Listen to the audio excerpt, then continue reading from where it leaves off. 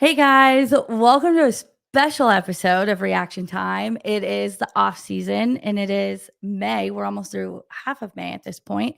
But I'm joined by David Carr. David, I'm so excited you're here. Obviously, I've been covering you since you got to Iowa State, but I'm so excited to have you in our studio. Thank you for joining. Yeah, this is dope. We definitely gotta get some more wrestling stuff up, but this is a pretty sweet studio. Work in progress, right? Yep. We'll definitely get some stuff up. We're looking at changing up some of the jerseys we have up on the wall. So you Nice. come at a perfect time. Perfect. Um, well, I mean, it's been kind of a exciting off season, other than obviously your injury that you shared earlier going into team trials that you unfortunately did get injured. hmm How are you doing with your injury? Yeah, doing good. Still like slow progress or process. I'm kind of like I had to take all my graduation pictures with a boot on and stuff. It's Oh like, oh no. my gosh, this sucks. So I'm waiting to do. I really want to do like something cool without having to wear a boot or being hmm crutches and stuff. So that's why I've been kind of waiting on that. But other than that, everything's been nice. It's been fun. I think my body kind of needed a little break. I usually don't take as long as breaks and things like that. So this is the longest break I've probably taken in a long time. So it's good for the body to heal. Yeah. It's good for mentally just to be able to relax. And, for a little bit, I was focused on school, finishing that up. Now I'm getting into this new role. So yeah, it's been really nice. Well, and like you said, you graduated. You have how many degrees? It's two, or was it? Two, Okay, I two, was just yeah. saying. Well, that's exciting. I know obviously being a student athlete, education's part of it. I mean, how does it feel to be done? Like you've now officially closed that chapter of your life. Yeah, it's pretty cool. I've been looking forward to finishing with the school part. I'm definitely gonna miss the college, like just the fan base and like competing and doing all that. Those are like times I always remember and like appreciate. I'm definitely really excited for freestyle though. I love freestyle. That's probably I think I think it's sometimes more fun hmm and just maybe not as many like fans and things like that, but as far as the wrestling aspect, it's really fun and entertaining for sure. Well, I know when you look at it from my perspective, obviously we start asking you guys about graduating and where your head's at pretty early. I'd say like in January, we start kind of poking at hmm you about it. But now that you've had time to really like process and you've had time to really, close it out, how does it feel to be done? You've closed that college chapter. I mean, in an impressive college chapter. hmm Obviously, your name will be talked about for years when people look at Iowa State athletics, Iowa State wrestling specifically, of course. I mean, how did it feel to finally be done? Yeah, it was definitely nice and for sure like when I think about just like the legacy my dad left and then my uncles and my brother, I wanted to just leave a lasting impression. I know people still talk about today, like people when they see me, they're like, "Oh my gosh, I used to watch your dad wrestle. He was so cool." Like I could just count how many times people said that. So now, hopefully, people will remember just um, how I wrestled, and hopefully it was entertaining and people loved it. And it's cool to see like the team success as well. Um, when I first got here to now, it was probably my favorite part. hmm Um, so yeah, just closing that chapter, I can be very satisfied with the team, with myself, and yeah, ready to move on and win world titles and Olympic titles, hopefully. Was there a moment in the weekend, as you're competing where you were like, okay, this is it. Like this is it. I got to leave it all there. Like, what? Yeah, uh, I feel like the last match, I was just like, well, this is my last match of my college career. Like, this is what it's all about. I want to leave it all on the mat, give it my all. No matter what happens, I'm just gonna go out there and wrestle as hard as I can. Was it I know you probably were obviously the one competing, but did all the videos of your dad and your brother losing their minds from your Friday night match? I mean, how exciting was it to have your dad and your brother Matt's side?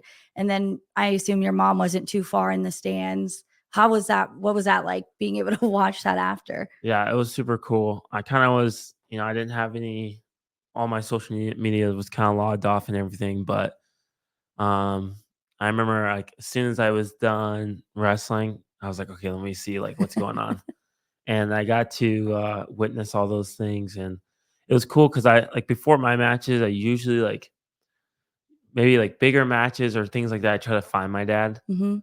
and then so I was like looking for him, and I don't know if he was having a hard time getting on the floor or what was going on. I couldn't really find him, and because usually he's just standing right behind the coaches or something like that, Mhm. doing like the radio or just watching. And I couldn't really find him. I'm like, where is he at? I'm like looking all around. I'm like, I don't even know where he's at. I found my mom. I found my where my like my family was sitting because you get like a 4 minute it's like commercial break and all this stuff. So you're just Mhm. sitting out there before the semis for a while. So usually during that time, I'll like kind of already know what I'm thinking about in the match and stuff. And then if I get bored, I'll start looking around and seeing like where's Yeah. my family, where's my dad.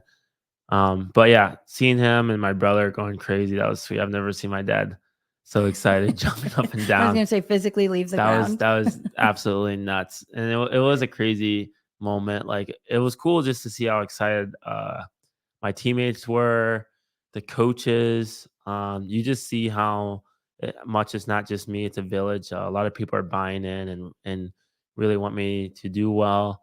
So it's cool when when I have a little bit of success, I look back and everyone's kind of going nuts and they're having fun with it, and so that's really cool. I know you're a big team guy. Obviously, your team means a lot to you. From my experience as someone who's interviewed you for years, you are impossible to get to talk about yourself. It's really difficult because you always refocus it on the team. Going into a weekend that, at the end of the day, it has to be selfish, right? Like it's your career that's ending. Um, how do you mentally prepare for that?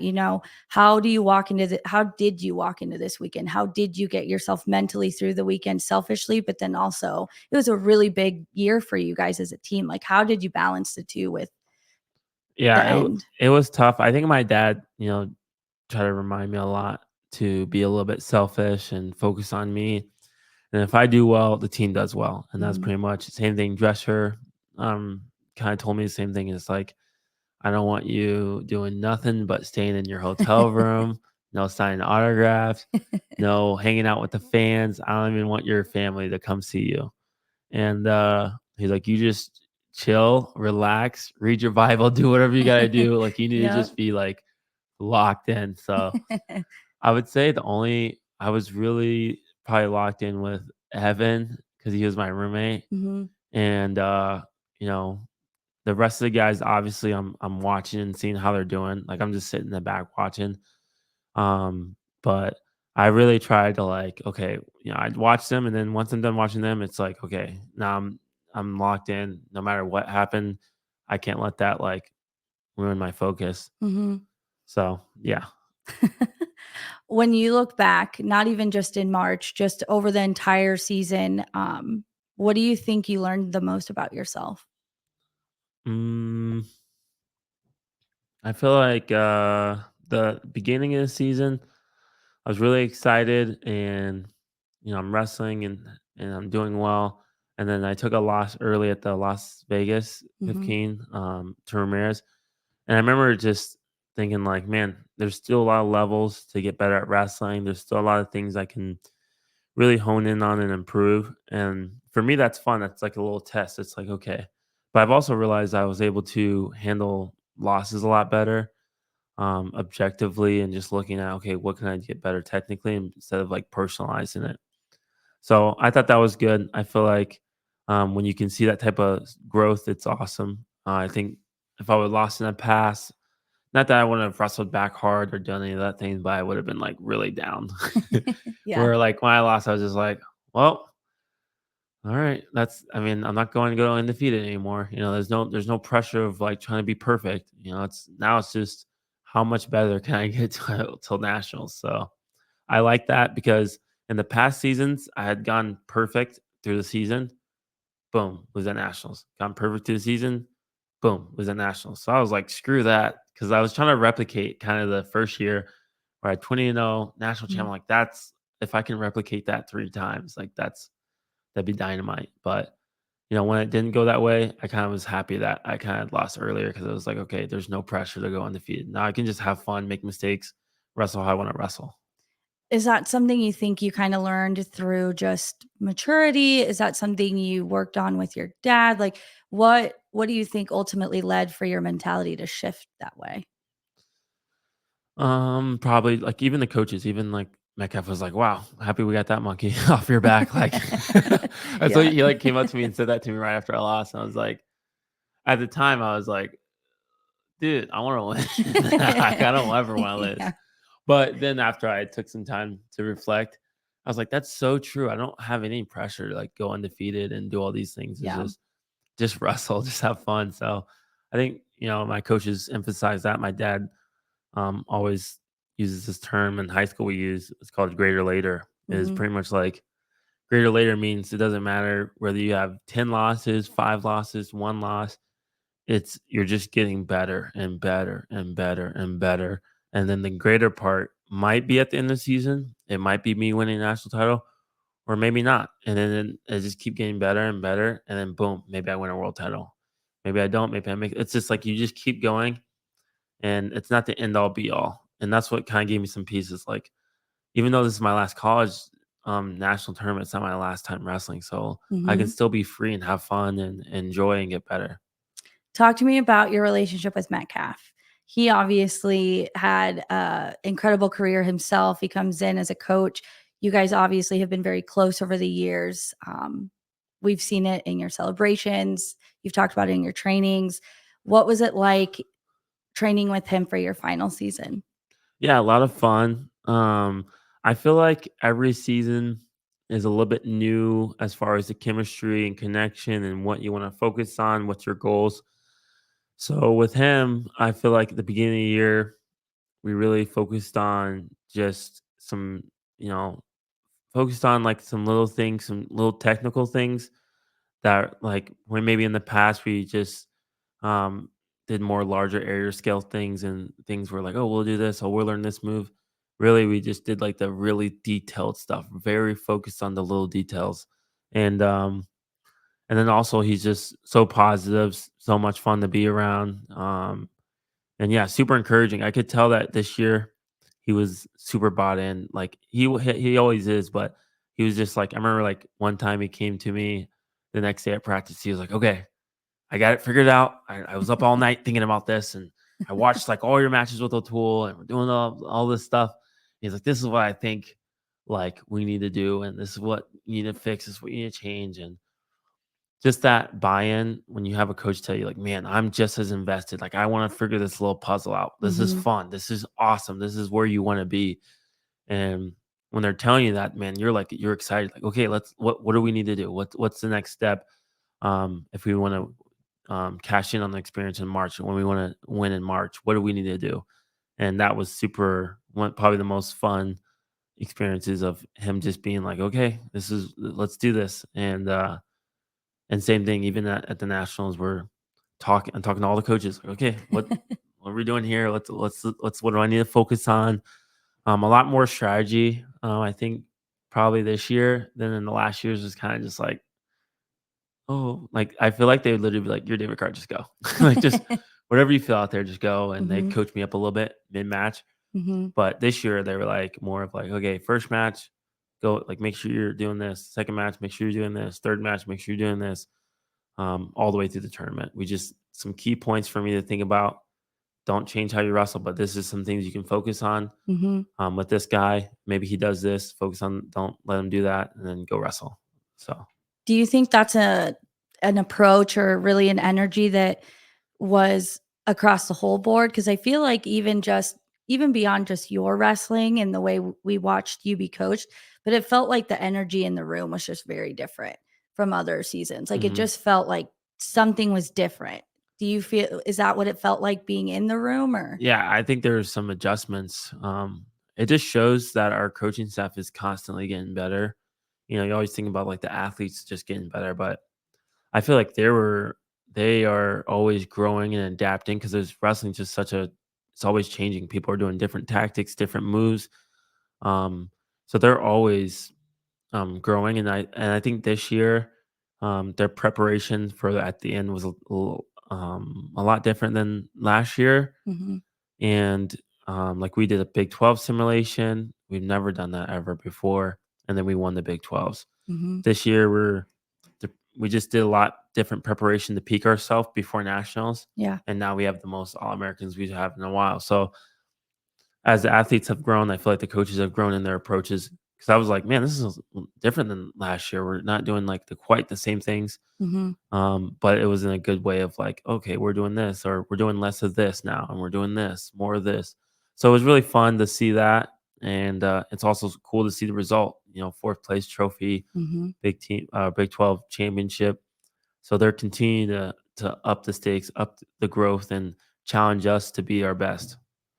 Talk about the Big 12s. You finally got that team trophy. Obviously, you guys are losing your mind celebrating, but talk about it from your perspective. How did it feel when it was clear that you guys had won it? Like it was clear. The water, Yeah. it's written in the sand. How did that feel? Talk about that.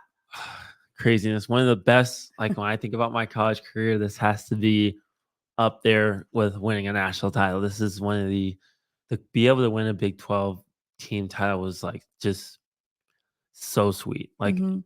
even at the Big 12s, like the highlights for me, Evan Frost making it to the finals. Getting like we have a lot of finalists this year.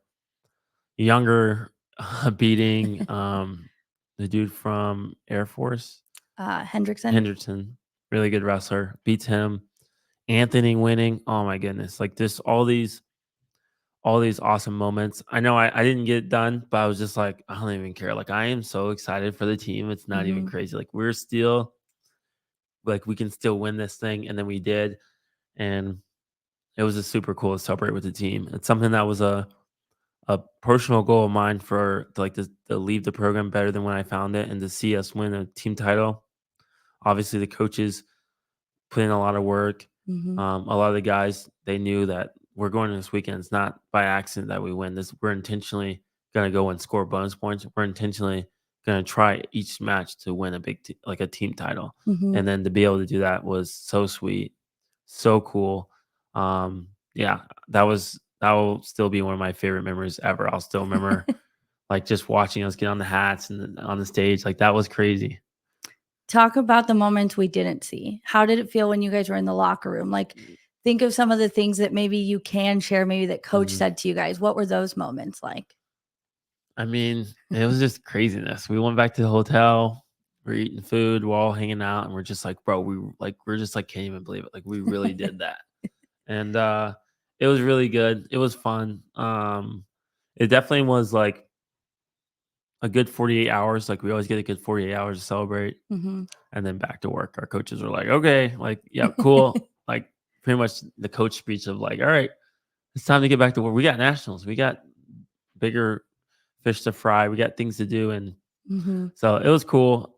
Definitely the speech, like the coaches were definitely like super excited. We're telling Joshua he needs to dye his hair. He still hasn't dyed his hair. He needs to dye his hair.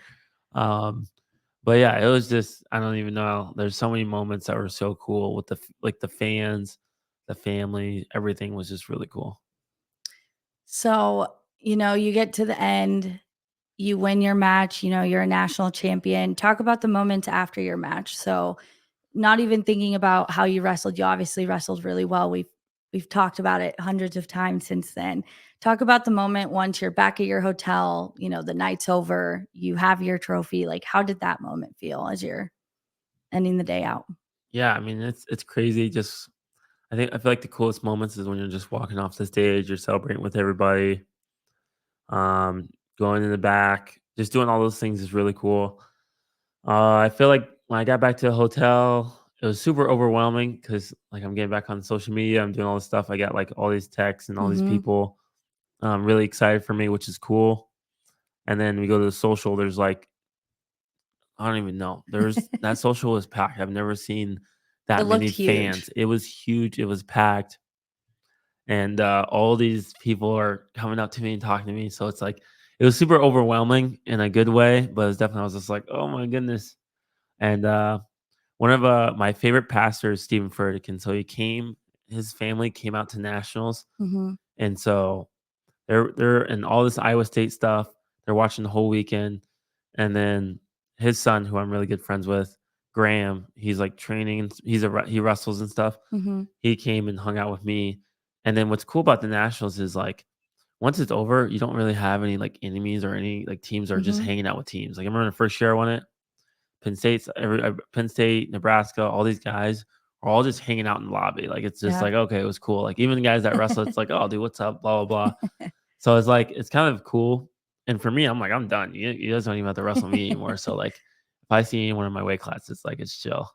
So yeah, afterwards we're back at the hotel just hanging out with a bunch of the other teams, kind of just mingling Mhm. and celebrating. So that's cool. Maybe that's something that people don't know, but I guess if you go and you're in the lobby, you kind of Mhm. see just all types of different athletes around. Did you talk to Keegan at some point after your guys' Friday night match? I saw him. The we did like the award stand, Mhm. and so you're kind of just sitting there waiting for the other match to be over. So yeah, I like talked to him. Just sitting down. He's like, "Yeah, that match was crazy." Blah blah blah. He was just talking about. He's like, "Yeah, I already knew it was gonna be like a hard fought match." Obviously, like we're gonna continue probably keep Mhm. wrestling. Right. That's not the last Right, you one. guys aren't done. So yeah, I mean, he's always really respectful, really cool guy.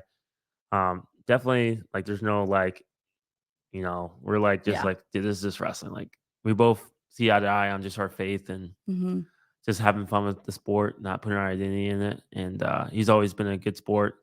Like, he kind of beat me in my biggest moments. Like I think like he beat me at nationals, but I beat him at Big 12s and then we kind of Right. flip flopped. So we both had to endure kind of losing at some point in our biggest moments. So I think it's relatable. I'm like, it's kind of part of the sport. Right. Well, then you get home, you get some time off. I mean, it wasn't too long after. I'm just double checking when it happened. So April 5th, you officially get named the associate director of the Cardinal and Gold Collective.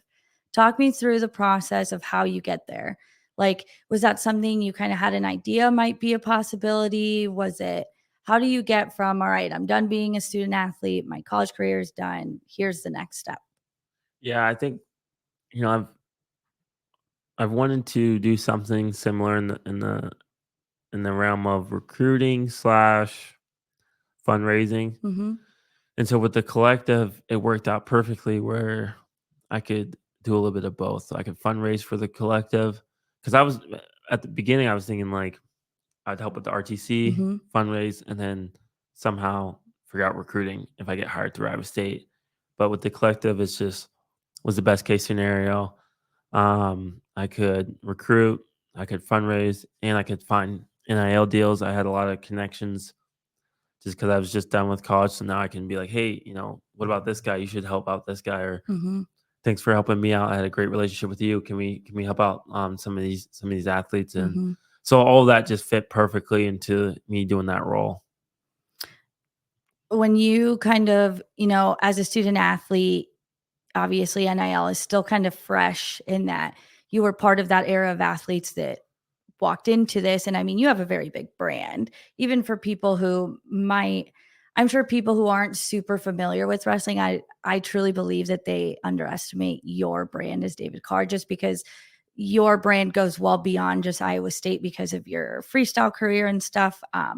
What was that like navigating it as a student? I mean, I don't know that we've ever even really talked about it with you. What was it like once NIL became a thing and you have the opportunity to take advantage of, your brand and what it's worth? What was that like? And how do you think it's prepared you now to be someone who can help guide students in that situation? Yeah, there wasn't a ton of help or people guiding it because it was so new, but Mm-hmm. it was cool. It was a lot of fun. I got to talk to a lot of cool brands and make a lot of sweet deals. It's also cool to be compensated, get some money, and use that money. Like for me, I like to just spend below my means, save up as much money as I can, and Mm-hmm. make a budget. So, but the NIL is really just a way of like, because usually I just do camps and stuff. So with NIL, I can just make a post on Instagram and probably make almost just as much as I make for a camp or a whole summer of work sometimes. So that was awesome for me. It's cool to see other athletes take advantage of it. Some of the football players. But yeah, I think at the beginning it was like, I don't even know how to manage all this. Is you gotta read Yeah. contracts, you gotta do all this stuff. It's a lot of figuring out as you go. And now that I kind of got the hang of it and learned and what's important, what's maybe you don't really need to focus on, I can kind of help those guys out with those type of things. When you say recruiting was kind of something you were eyeing, what about recruiting makes you want to do that? Like why, some people say they Mhm. want to go off and be coaches. Why is recruiting your focus? Well, yeah, I mean, coaching later on, but for right now, recruiting seems like when I first got to Iowa State, when I think about like, okay, how can I help the wrestling team? What can I be of value to? Recruiting was like such an easy thing. It's like, okay, we get the number one recruiting class. Well, Mhm. that's going to help us win a Big 12 title or win a Yeah. national title. So for me, I was like, okay, what I'm like calling Joshua, what do you like? How can I help? What, Mhm. like, you want me to host this guy or you want me to, what do you need me to do? So then I was kind of just, um, as I, gone through college, I kind of had helped a lot hosting and helping out with recruiting and maybe talking to people or because I had connections in Ohio or connecting with different coaches he could call to talk to coaches. But Drescher has a really big connection with like just Mhm. all types of different coaches and clubs. But yeah, I think just over the years of college, I thought it was really fun. It's really cool when you can land a big recruit. Mhm. And then it's even cooler because then I get to train with them. Maybe they help us win a lot.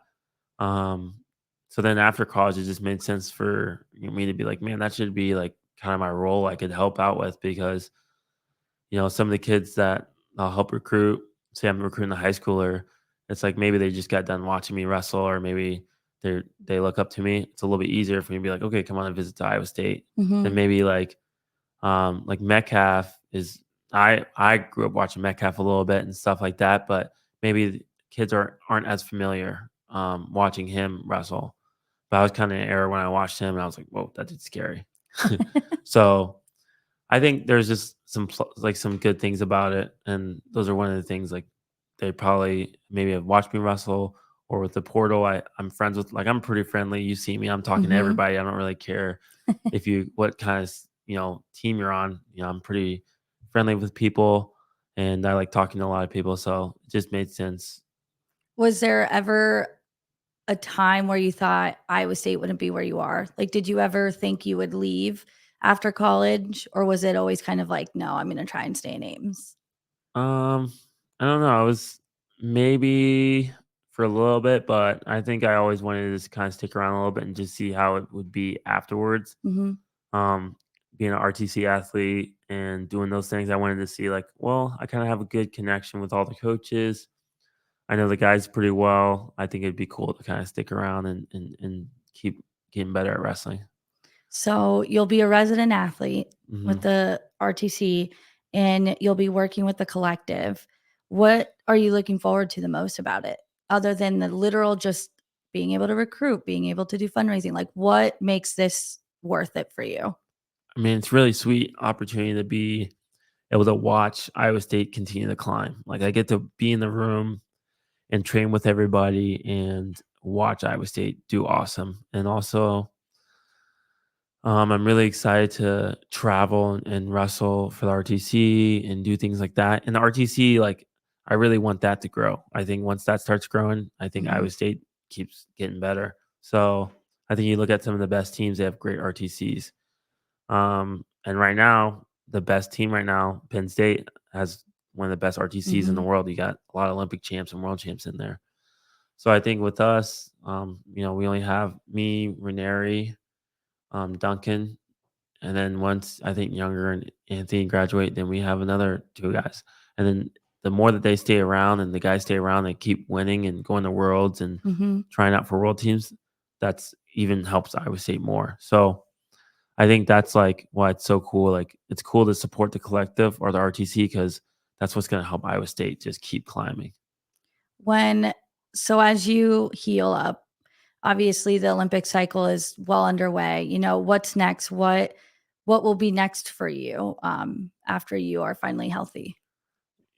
Pretty much, I'll be getting ready for. There's a world team trials in September, I think. So once I get healthy, I'll just be training for that. Mhm. continue to learn about my job, as far as just getting better, just getting good at it. Um, just continue to be a faithful presence, be a light. Hopefully, I want to really start like a Bible study for the team Mhm. and lead more that way. Because in season, I'm like cutting weight, I'm doing all this stuff. It's really hard. I kind of just get what I kind of need, Mhm. as far as reading and doing Bible studies and stuff. But now, since I won't cut weight all year long, I can kind of be more like, okay, let's get a few guys together, do a Bible study, and kind of lead in that aspect. But those are the kind of things I'm really looking forward to, and definitely looking forward to competing and building for that.